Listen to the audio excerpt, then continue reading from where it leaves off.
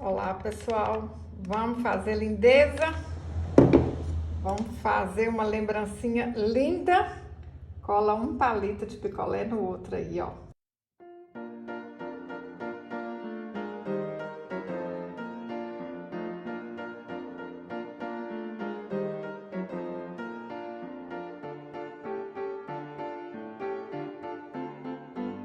Cortei um círculo de 8 centímetros. Vou fazer um fuxico e encher com plumante.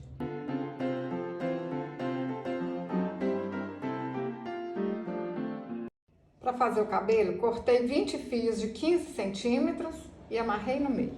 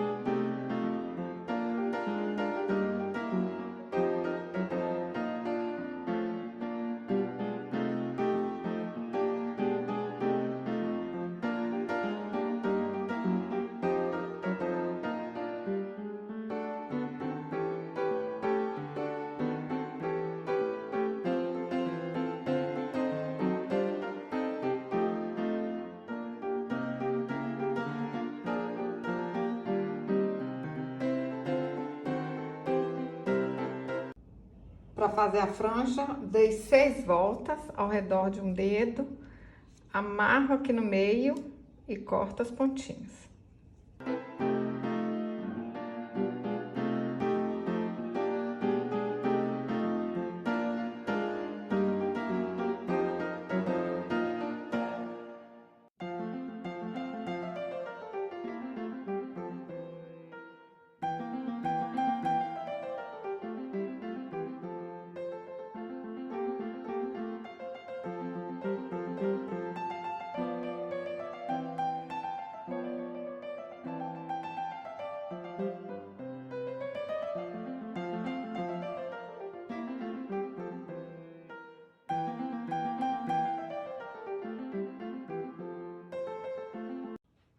Pessoal, para fazer o molde dessas flores de feltro, eu fiz assim, olha, peguei uma bobina, ó, coloquei aqui, fui colocando do lado e riscando. É um círculo de quase 2 centímetros.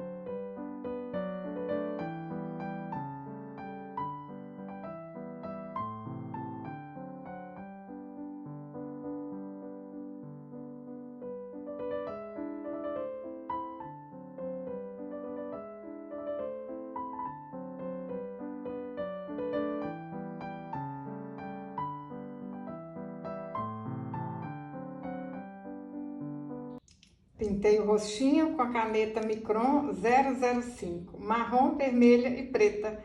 Olha que marca-página mais lindo que ficou. Gente, eu tô apaixonada. Olha aqui, qualquer pessoa quer ganhar um trenzinho bonito desse? Fala aí pra mim nos comentários, vocês vão fazer essa boniteza?